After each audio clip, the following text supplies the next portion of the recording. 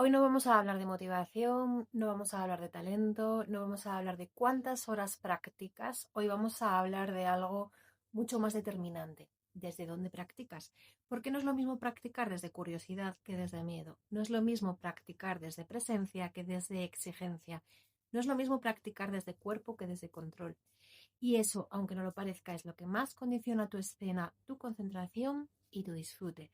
Durante muchos años se ha pensado que mejorar era repetir más, aguantar más o forzarse mejor. Sin embargo, en las últimas décadas, campos como la ciencia del aprendizaje, la psicología del rendimiento, la investigación musical, la pedagogía de alto nivel y los enfoques corporales aplicados al arte han ido llegando a una misma conclusión. No existe rendimiento estable sin un sistema de práctica que cuide cuerpo, foco, emoción y estructura. No es una cuestión de voluntad, es una cuestión de organización interna y externa. Y aquí empieza a cambiarlo todo. Durante mucho tiempo se buscó una respuesta simple a la excelencia, talento o horas, hasta que investigadores como Anders Ericsson demostraron algo muy distinto. Ericsson estudió durante décadas a músicos, deportistas, cirujanos y performers de alto nivel y descubrió que lo que marcaba la diferencia no era practicar más, sino cómo se practicaba. Llamó a esto práctica deliberada. Y la práctica deliberada tiene características muy concretas: objetivos claros, dificultad ajustada, atención real, feedback, revisión y descanso.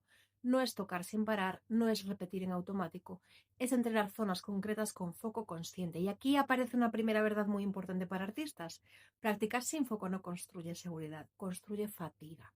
Porque cuando repites sin presencia, el cuerpo aprende, sí, pero aprende tensión, prisa, exigencia, desconexión o sobreesfuerzo. Y eso no se queda en la sala de estudio. Eso se amplifica en escena. Investigadores como John Sloboda, Gary McPherson o Andreas Lehmann, que llevan décadas estudiando cómo practican los músicos, observaron algo clave. Los músicos que progresan mejor, que sostienen carreras más sanas y que gestionan mejor la escena no son los que más se machacan, son los que desarrollan autorregulación, conciencia de su estado, estructura de estudio, capacidad de entrar y salir de la práctica y relación consciente con su cuerpo y su atención. Es decir, desarrollan un sistema. No dependen de tener ganas, no dependen de estar bien, no dependen de forzarse. Tienen un suelo y esto es muy importante. La práctica eficaz no se sostiene con motivación, se sostiene con estructura habitable, una estructura que el cuerpo pueda habitar sin entrenar en guerra.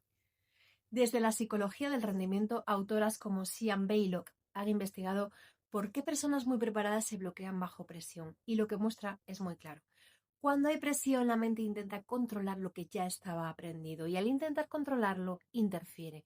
Aparece el famoso monitor interno. Empiezas a observarte, a corregirte, a vigilarte y entonces la atención se parte. Una parte quiere hacer música, hablar, actuar y otra parte está intentando sobrevivir y ahí se pierde la presencia. Lo interesante es que esto no empieza en el escenario, se entrena en la práctica. Cada vez que practicas vigilándote, corrigiéndote, sin parar, juzgándote o empujándote, estás entrenando exactamente el estado que luego se activa en escena. Por eso el problema no aparece de repente. Se ha ido construyendo. Autores como Roy Baumeister mostraron que el exceso de autocontrol reduce el rendimiento, porque el cuerpo y la mente no están diseñados para ser microgestionados bajo intensidad, están diseñados para orientarse, responder, sentir y adaptarse. Cuando la escena se convierte en un lugar de vigilancia interna, el sistema entra en amenaza y cuando el sistema está en amenaza, se estrecha la percepción, se fragmenta la atención, se pierde sensibilidad, se agota más rápido. Por eso, el entrenamiento eficaz no consiste en tener más control, consiste en aumentar la capacidad de sostener activación sin colapsar. Y eso no se entrena solo con técnicas, se entrena con cuerpo. Cuando entramos en enfoques como el método Alexander, Feldenkrais o body mapping, aparece algo revolucionario para músicos. El cuerpo no es el instrumento, el cuerpo es el lugar donde el instrumento sucede. Estos enfoques muestran que la organización corporal cambia el sonido, que la respiración cambia la afinación, que la tensión cambia la percepción, que la falta de conciencia cambia la coordinación. Y también muestran algo más profundo: la calidad de presencia del cuerpo cambia la calidad de experiencia escénica. Por eso en tu trabajo el cuerpo no es un añadido, es la base. Autores como Barry Green, Don Green o los estudios de Helgay y Tony Noyes muestran que la preparación escénica no se hace solo el día del concierto, se hace en la práctica cotidiana, simulaciones, rituales, exposición progresiva, preparación corporal, entradas conscientes, cierres, porque el sistema nervioso no distingue ensayo de escena, aprende de cómo lo tratas. Si lo tratas siempre como un lugar de exigencia, el escenario será una amenaza. Si empiezas a tratarlo como un lugar de relación, el escenario se reeduca. Todo lo que hemos visto desde campos distintos converge en una sola idea. Tu práctica es un entrenamiento de identidad. Entrenas cómo te habitas, cómo te hablas, cómo te atraviesas el error, cómo sostienes foco, cómo te expones, cómo cierras. Por eso en este trabajo la práctica deja de ser solo técnica y se convierte en preparación escénica, entrenamiento emocional, educación corporal y construcción de presencia. No se trata de tocar mejor, se trata de aprender a estar.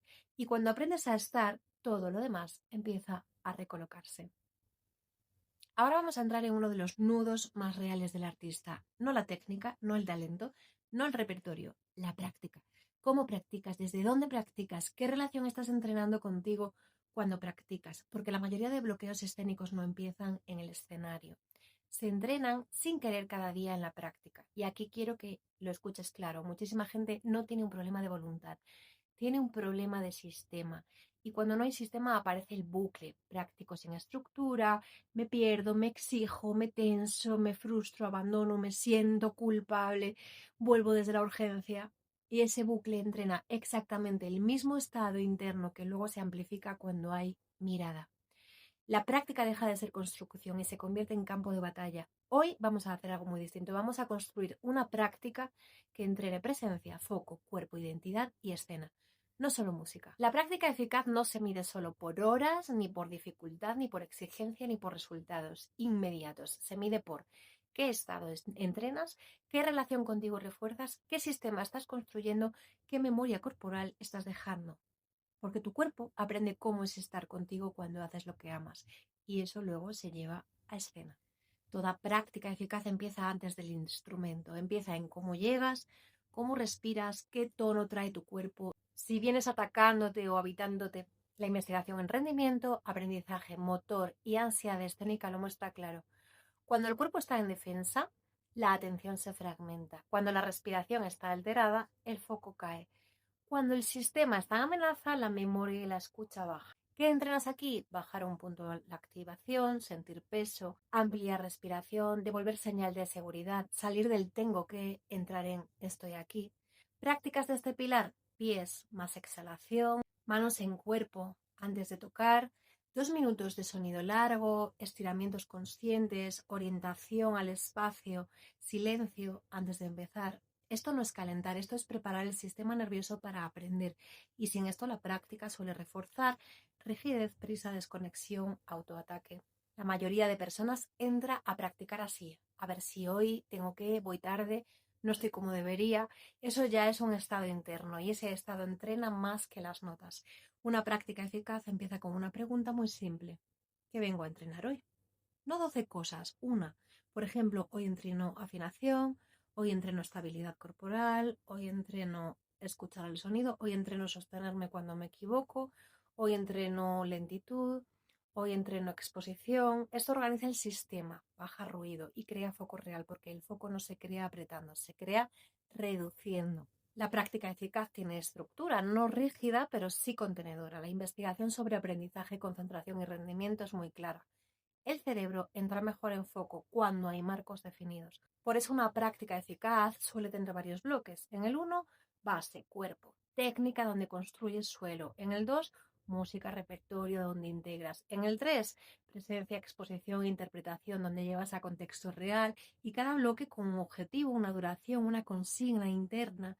Esto evita el bucle de toco todo, salto, me pierdo, me frustro y entrena algo esencial: terminar cosas, que es una base enorme de seguridad interna. Este pilar es invisible, pero es el más determinante. No es lo que tocas, es cómo te hablas cuando lo tocas. Porque la práctica es donde más veces te corriges, te juzgas, te frustras, te comparas, te decepcionas, te fuerzas. Y cada vez que eso ocurre, no solo estás practicando música, estás practicando cómo te tratas cuando no eres perfecta. Y eso es exactamente lo que aparece cuando hay público. Una práctica eficaz entrena. Volver sin atacarte, equivocarte sin derrumbarte, parar sin castigarte, corregir sin despreciarte. Esto es psicología del rendimiento pura y también es higiene mental y también es educación emocional. Aquí se entrenan prácticas como me fui, vuelvo, tocar sin corregir 1 minuto, observar sin intervenir, escribir una frase al terminar, cerrar sin evaluación global. Y la pregunta aquí no es salió bien, es cómo estuve conmigo mientras lo hacía. Una práctica sostenible no se apoya en motivación, se apoya en innegociables y no son solo musicales, son de sistema. Yo siempre propongo 3. Innegociable de paz, que es lo que regula tu sistema. Respirar, caminar, estirar, sonido libre, descansar consciente. Innegociable de crecimiento, lo que construye. Técnica, pasajes, lectura, repertorio, base instrumental. Innegociable de escena, lo que expone, grabarte, tocar para alguien, enviar un audio, mirar a cámara, simular concierto, porque sin escena la práctica se queda incompleta y la escena aparece luego como amenaza. Y cada uno necesita definir su versión grande y su versión mínima para días buenos y para días difíciles. Esto es clave para crear consistencia sin violencia. La concentración no se crea solo en la práctica, se cultiva en la vida. El foco depende de cómo duermes, cómo comes, cuánto ruido consumes, cuántas cosas abiertas sostienes, cómo te mueves, cuántos estímulos metes, cuánto paras, cómo respiras. La atención es un recurso biológico y es probablemente tu activo más importante como artista y como persona. Por eso una práctica eficaz no vive aislada. Se apoya en microfocos durante el día, higiene digital, pausas reales, rituales, tiempos sin estímulo, momentos de silencio. Y luego en la práctica la concentración se entrena como capacidad de volver, no como tensión. Por eso funcionan tanto las anclas, los bloques cortos, las pausas conscientes, los objetivos únicos, los cierres claros. Esto no es espiritual, es entrenamiento atencional aplicado. Una práctica eficaz no acaba cuando paras de tocar, acaba cuando tu sistema integra. La mayoría termina así, cierra el instrumento, se va corriendo, se queda rumiando, se juzga o se desconecta. Una práctica que construye escena necesita bajar, respirar, nombrar, cerrar. Aunque sea con una frase, hoy entrené, me llevo, mi cuerpo está, porque el sistema nervioso aprende también cómo se termina. Y si siempre terminas en juicio, entrenas juicio. Una práctica eficaz no es más dura, es más clara, más contenida, más relacional, más inteligente y sobre todo más coherente con la escena que quieres vivir, porque la práctica es el primer escenario y el escenario es la práctica amplificada. Y ahora entramos en un punto absolutamente central del trabajo escénico real, porque muchas personas dicen, yo ya me expongo, yo ya salgo a escena, yo ya me enfrento a ello, pero exponerse no es lo mismo que entrenar exposición. Uno puede salir muchas veces a escena y seguir reforzando miedo, exigencia, tensión o desconexión. Y otra cosa muy distinta es usar la exposición como laboratorio para reeducar el cuerpo, la atención y la identidad. Hoy vamos a ordenar esto para que la escena deje de ser un examen y empiece a ser un entrenamiento consciente. Exposición progresiva no significa lánzate hasta que se te pase. Eso no es exposición progresiva, eso es sobreadaptación o choque. La exposición progresiva real es ofrecer al sistema nervioso dosis entrenables de mirada, presencia y riesgo, dentro de una estructura que permita quedarte, registrar, integrar y volver. Lo que transforma no es hacerlo muchas veces, lo que transforma es cómo entrenas, cómo te acompañas dentro, cómo cierras y qué significado le das después. Si te expones y sales derrumbado, humillado por dentro, en guerra contigo, tu cuerpo no aprende seguridad, aprende esto es peligroso. Cuando te expones no solo entrenas música, voz o arte, estás entrenando simultáneamente regulación del sistema nervioso, relación contigo bajo mirada, tolerancia al error, capacidad de presencia, identidad escénica, memoria emocional, foco atencional, forma de cerrar experiencias. Por eso hay artistas técnicamente excelentes que viven la escena como un campo de batalla y otras personas con menos nivel técnico que pueden estar, respirar, disfrutar y sostener. La diferencia no es talento, es entrenamiento interno. Antes de público, antes de redes, antes de escenarios, la primera exposición siempre es contigo, con tu grabadora, con tu móvil, con tu espejo, con tu propia mirada. Ahí ya aparecen juicio, vergüenza, exigencia, huida, control, comparación. Si no puedes estar contigo cuando te miras, tu cuerpo no puede estar cuando otros te miran. Por eso la primera escalera de escena es privada y es profundamente transformadora. Toda exposición que entrena de verdad tiene 4 fases. La primera, preparación, regular el cuerpo antes. Entrar con intención. La segunda, exposición concreta, algo medible, breve, real, no vago, no eterno, no heroico. La tercera, integración, respirar, sentir, dejar que el cuerpo termine. La cuarta, significado. ¿Qué pasó? ¿Cómo estuve? ¿Qué aprendió mi sistema? Si falta alguna de estas fases, no es entrenamiento, es descarga. Una escalera es una secuencia de contextos ordenados por nivel de activación, no por dificultad musical, sino por cuánto se activa tu sistema. Ejemplos de niveles reales. Nivel 1. Exposición privada mínima. Aquí puedes grabarte 30 segundos sin escucharte, tocar mirando un punto fijo, emitir sonidos sin corregir, grabar y no borrar, mirarte mientras tocas. El objetivo aquí es quedarte. Nivel 2. Exposición privada consciente. Escucharte sin corregirte, verte sin comentar, grabar y elegir un fragmento o enviar un audio a ti misma, tocar una pieza entera grabándote. El objetivo aquí es sostener mirada interna. En el nivel 3, exposición relacional segura. Tocar para una persona de confianza, enviar un audio a alguien, compartir en un grupo cuidado, pequeño directo privado, ensayo observado. Aquí el objetivo es estar con otros sin perderte. Nivel 4. Exposición social contenida. Aquí publicar algo, tocar en contexto informal, un microdirecto, muestra abierta, compartir proceso. Objetivo, tolerar mirada amplia. Nivel 5. Exposición escénica plena. Concierto, recital, charla, audición, presentación formal. Objetivo, integrar todo. Cada persona tiene su propia escalera y no se sube por voluntad, se sube cuando el cuerpo puede quedarse. Una buena exposición no es sin nervios, perfecta ni cómoda, es activación tolerable. Puedes respirar, puedes terminar, no te rompes por dentro, sales más presente que antes. Si después de exponerte te atacas, te escondes, te congelas, rumias durante horas, quieres abandonar, ese nivel es demasiado alto ahora. No es fracaso, es información. Los errores más comunes son exponerse sin preparar el cuerpo, exponerse sin cerrar, saltarse niveles, medir solo el resultado externo, usar la exposición como castigo, exponerse desde exigencia, querer curarse de una. Eso no entrena escena, refuerza supervivencia.